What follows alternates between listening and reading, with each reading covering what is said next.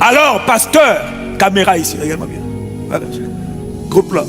Arrêtez, prenez des vacances.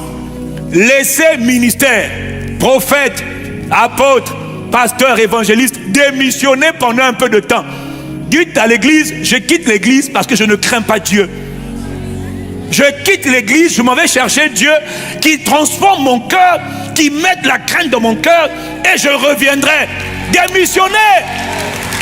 Démissionnez! Partez! Prenez des vacances, ce n'est pas un péché. Prenez une pause. Oh, toi, tu sers Dieu. Ton sexe ne sert pas Dieu. Tes yeux ne servent pas Dieu. Tes mains qui se baladent pour te masturber là ne servent pas Dieu.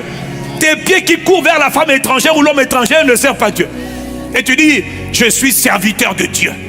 Je m'appelle l'homme de Dieu. Même ta bouche alcoolique sans l'alcool et tu sers Dieu. Tu dis, vraiment je bénis Dieu, est-ce que Dieu est patient, hein? Les gens vont faire, oh église, tu ne crains pas Dieu. Et tu es devenu maintenant le spécialiste pour coucher avec les filles de l'église. Les filles qui cherchent Dieu tombent sur toi, mercenaire, brigand. Et tu abuses de ces filles. Et tu ne te repens pas. Et les filles aussi, on dirait des moutons qu'on a coupé la gorge. Ce que Dieu demande, c'est que tu le craignes. C'est que tu es dans ton cœur de la crainte. Tant que tu n'as pas, ne sers pas Dieu. Et je le dis même aux chantres. Pour faire avoir un chant. D'ailleurs, moi-même, je ne suis pas chantre. Hein. Je dis toujours, hein. Mais quand je chante, hein, Dieu est là. Dans vos histoires de chante là aussi, excusez-moi, hein, c'est pas une affaire de ouais. J'aime chanter, on s'en fout. J'ai une belle voix, alors là vraiment on s'en moque. Hein. Je ne désire que toi. C'est pas un problème. Même si j'ai ma voix et caca casserole, c'est pas un problème.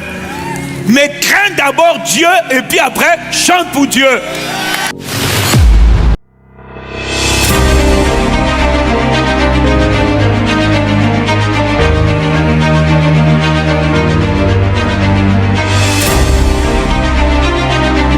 Dis avec moi la crainte de Dieu.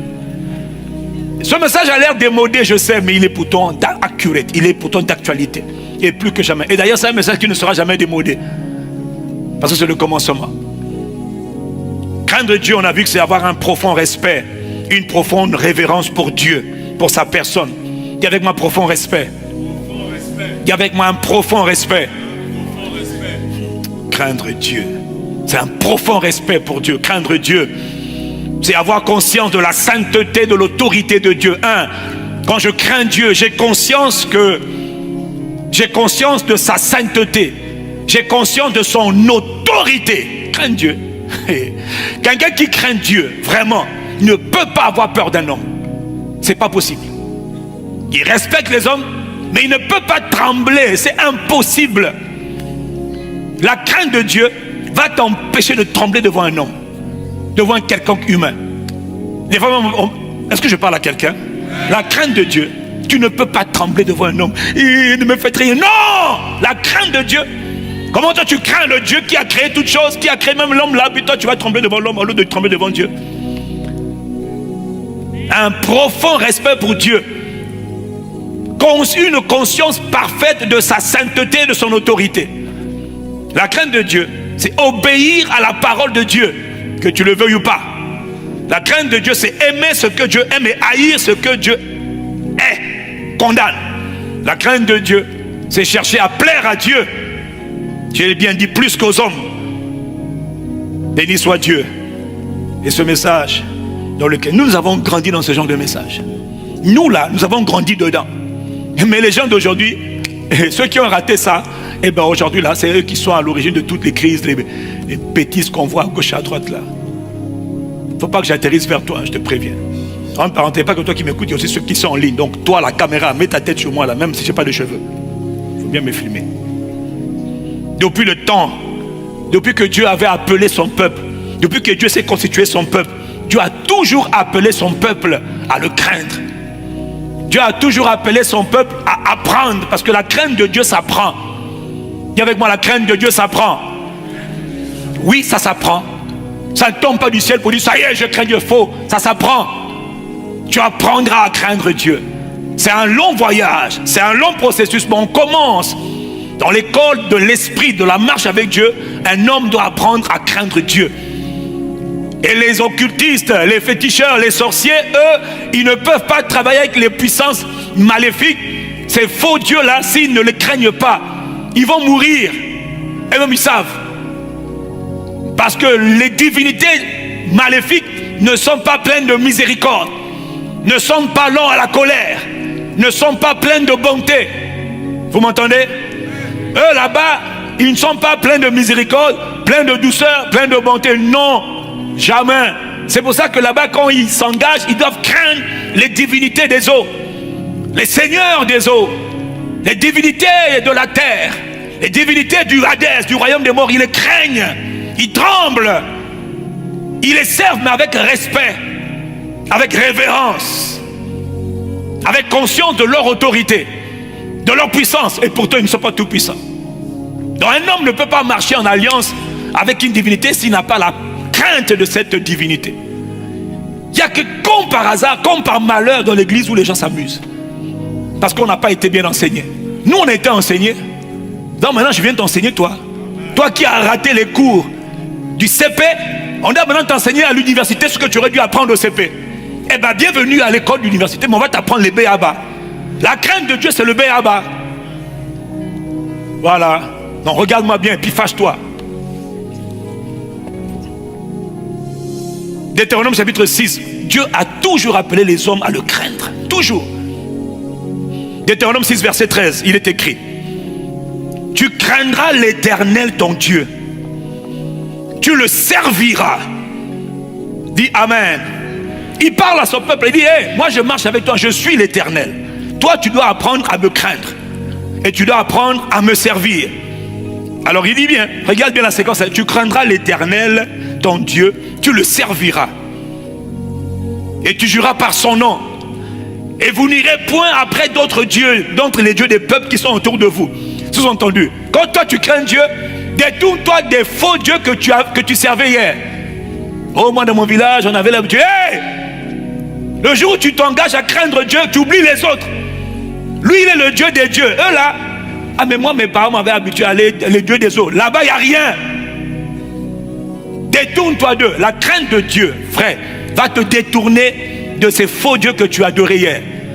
Je le dis parce qu'aujourd'hui, il y en a qui sont à l'église quand ça les arrange. Et quand Dieu n'a pas encore répondu à leur prière, alors ils vont maintenant chez les Nganga. Ils vont maintenant chez les féticheurs. Comme tu n'arrives pas à te marier, maintenant tu vas là-bas qu'on te donne des amulettes. Et tu viens à l'église avec Et viens à l'église avec des charmes, avec des cordons, des amulettes. Donc tu mélanges Dieu puis les ténèbres, les dieux que tu servais hier, oublie-les. Dieu est un Dieu qui ne tolère aucun rival. Choisis qui tu vas servir. Soit tu quittes l'église, tu vas servir les faux dieux là. Voilà, je n'ai pas encore commencé mon message, t'inquiète pas, je commence, c'est l'introduction. Je vais te massacrer aujourd'hui là. Si tu n'aimes pas mon message, reste assis. Souffre. Sécurité, fermez les portes. Personne ne sort. Si quelqu'un sort, sécurité, je vous punis. Personne ne sort. On va parler de la part de Dieu ici là. Comme tu as raté le fondement, je te ramène en arrière. Tu es fatigué d'avoir des gens qui ne connaissent pas Dieu. Même Dieu est fatigué. Vous n'irez pas après d'autres dieux. Est-ce que ce n'est pas clair? Donc oublie les faux dieux que tu servais hier. Comment tu peux comparer les divinités? Il y en a un qui est au-dessus de tout. C'est lui qui est le créateur. Il te dit, crains-moi, connais-moi, respecte-moi. Tu dis oui, mais moi là, on va emmener chez là où on coupe les camons là. Donc je dois aussi faire les camons. Et puis après, il faut aussi que je... vous blaguez avec Dieu. Dieu avec ma miséricorde. Deutéronome 10, verset 12. Voilà un passage très connu des Écritures et très célèbre des Écritures, qui résume vraiment la pensée du Seigneur. Moïse est en train de faire le rappel. Tu vois, le peuple est sorti d'Égypte. Mais tu vois, non, Dieu peut te délivrer. Dieu peut te faire entrer dans son alliance. Maintenant, c'est ta responsabilité de connaître Dieu et d'apprendre à le craindre. Israël avait été sauvé par Dieu, mais le peuple là qui a été sauvé ne connaissait pas Dieu. Je répète, tu peux être sauvé par Dieu, c'est une grâce qui t'a accordée Maintenant, c'est ta responsabilité d'apprendre à le connaître et de le craindre. Est-ce que j'ai parlé à quelqu'un? Il dit ceci, Deutéronome 10, verset 12. Maintenant, ô Israël, dis-moi ton prénom. Dis ton prénom à haute voix. Yves. Maintenant, Yves. Donne ton prénom. Maintenant, Yves. Donne ton prénom. Maintenant, Yves. Que demande de toi l'Éternel, ton Dieu, si ce n'est que tu craignes l'Éternel, ton Dieu, afin de marcher dans toutes ses voies, d'aimer et de servir l'Éternel, ton Dieu, de tout ton cœur, de toute ton âme, si ce n'est que tu observes les commandements de l'Éternel, ton Dieu, et ces lois que je te prescris aujourd'hui, afin que tu sois heureux, que tu sois un homme épanoui, un homme dont la vie a du sens. Heureux ne veut pas dire avoir beaucoup d'argent. Heureux veut dire vivre une vie paisible, une vie comblée, une vie prospère, une vie équilibrée, une vie épanouie, une vie où ma vie a un sens, une vie où ma vie sert à quelque chose, une vie où je suis utile dans ma communauté, dans ma nation. Pas une vie ordinaire, non, où je suis heureux parce que je suis en train de me réaliser. Si tu veux toutes ces choses, il te dit au commencement, tout ce que Dieu te demande, c'est crains-le, respecte ses commandements, sers-le. En parenthèse, on ne sert pas Dieu quand on ne craint pas Dieu. La raison pour laquelle on a beaucoup de crises, c'est parce qu'il y a plein d'aventuriers qui s'engagent à servir Dieu alors qu'ils ne le craignent pas. Pasteur, apôtre, prophète, évangéliste, prédicateur, berger, conducteur, ne servez pas Dieu si vous ne craignez pas Dieu. On sert Dieu si on craint Dieu. Tu craindras l'Éternel et tu le serviras. Tu crains d'abord Dieu, maintenant après tu sers Dieu. Or aujourd'hui, beaucoup servent Dieu sans craindre Dieu. C'est quand tu crains Dieu que maintenant tu peux aller servir Dieu. Servir Dieu dans le champ, il faut le craindre d'abord. Servir Dieu dans la parole, il faut d'abord le craindre.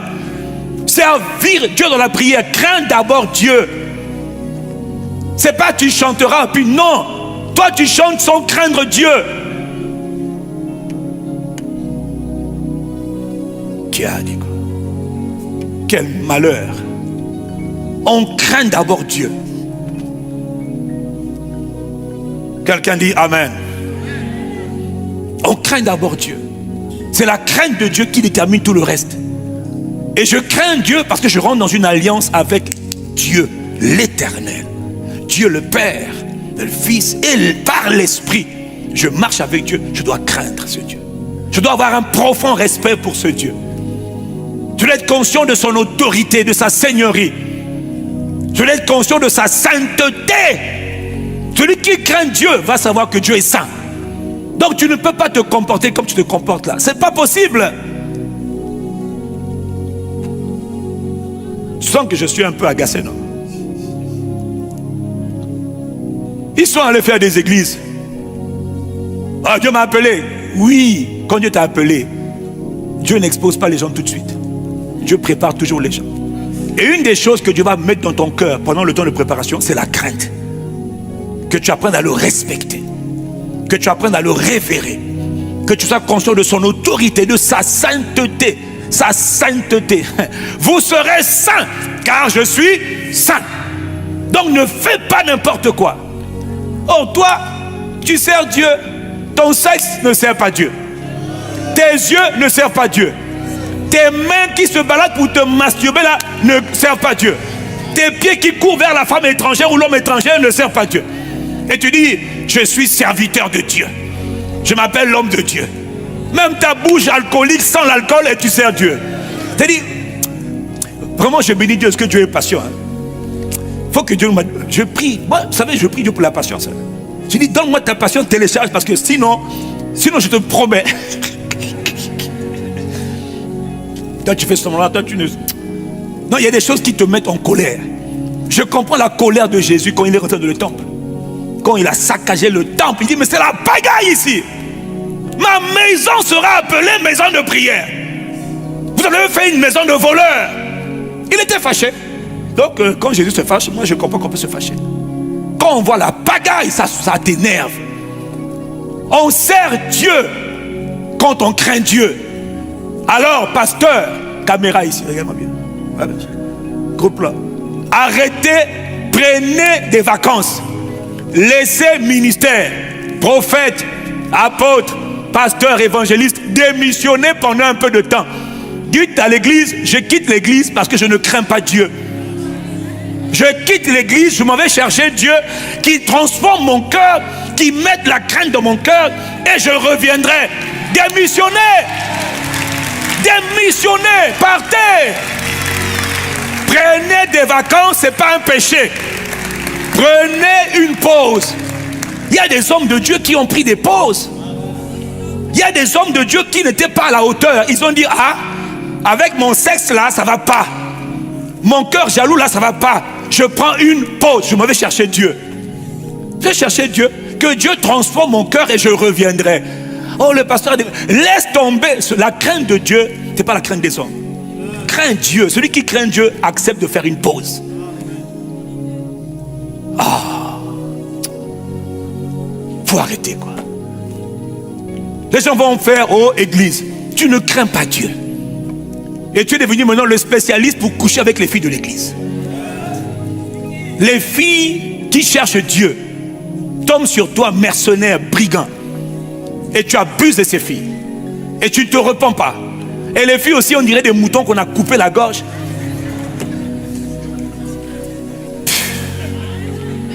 On dirait des agneaux qu'on emmène à l'abattoir. Et tout le monde est là. Et puis le dimanche, hein, au l'heure de la victoire et de la vérité.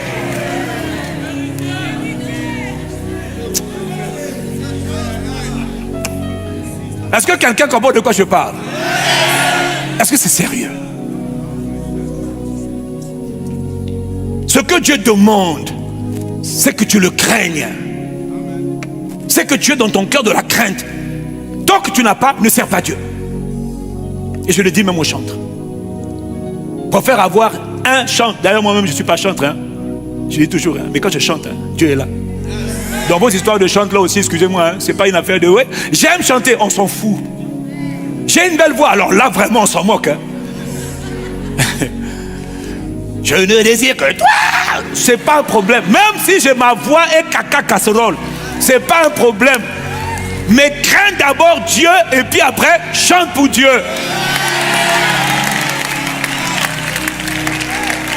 Là, j'ai parlé à mes enfants, chante. Vous tous là, craignez Dieu, sinon démissionnez. N'allez pas nous faire des prestations. Alléluia, alléluia, alléluia, alléluia. Oh Jésus, acclame-moi, acclame-moi. Non, laisse-moi acclamer moi-même. Tu as vu, non? J'ai pris mon micro, j'ai créé mon atmosphère, j'ai chanté pour Dieu.